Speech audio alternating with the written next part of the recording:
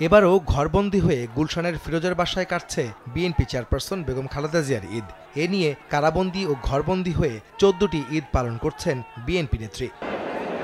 ক্ষমতায় থাকা অবস্থায় রাষ্ট্রীয়ভাবে তিনি পালন করতেন ঈদ। সরকারি কর্মকর্তা কর্মচারী, বিভিন্ন বাহিনীর সদস্য, মন্ত্রিপরিষদ ও সংসদ সদস্য সহ সব রাজনৈতিক দলের নেতাকর্মীরা ছাড়াও সমাজের সর্বস্তরের মানুষের সাথে শুভেচ্ছা বিনিময় করতেন তিনি। বিরোধী দলে থাকা অবস্থায় পরিসর ছোট হয়ে এলেও সবার সাথেই আনন্দ ভাগ করে নিতেন বেগম খালেদা জিয়া।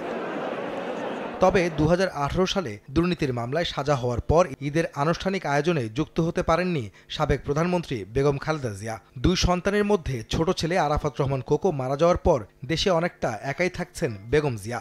বড় ছেলে তারেক রহমানও সপরিবারে আছেন লন্ডনে। নানা রোগে আক্রান্ত বিএনপি নেত্রীর এমন অবস্থায় ছোট ভাই ও তার সহধর্মিণী, ভাগনা ভাগ্নি, বোন এবং তাদের সন্তানদের নিয়েই সময় কাটে তার। প্রতি বছরের মতোই পশু কোরবানি দেন বেগম খালেদা জিয়া। এবার ২টি গরু ও ২টি ছাগল কোরবানি দিচ্ছেন তিনি। পশু জবাইয়ের পর মাংসগুলো আত্মীয়স্বজন ও ফিরোজায় থাকা তার কর্মচারীদের মাঝে বন্টনের পর এতিমখানায় দান করেন বিএনপি নেত্রী। বরাবরের মতোই ঈদের দিন সকালে উঠে বাসায় থাকা সবার সাথেই শুভেচ্ছা বিনিময় করেন বেগম খালেদা জিয়া।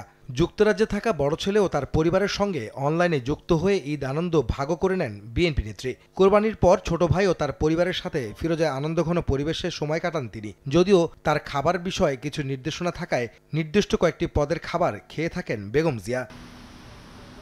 সন্ধ্যার পর তার সাথে দেখা করে শুভেচ্ছা বিনিময় করবেন বিএনপির শীর্ষ নেতারা।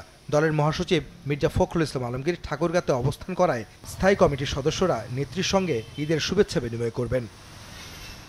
অসুস্থ বেগম জিয়ার পাশে তার নিরাপত্তায় নিয়োজিত আছেন চেয়ারপারসন সিকিউরিটি ফোর্স CSF এর ৭ জন সদস্য, গাড়ি চালক ও ৪ জন কর্মচারী। এছাড়াও তার সার্বক্ষণিক দেখভালের জন্য একজন নার্স ও বাকি ২ জন ফাতেমা এবং রূপা সঙ্গে থাকেন।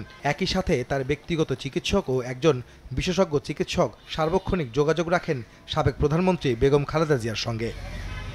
আহমেদ সালেহীন, সময় সংবাদ, ঢাকা।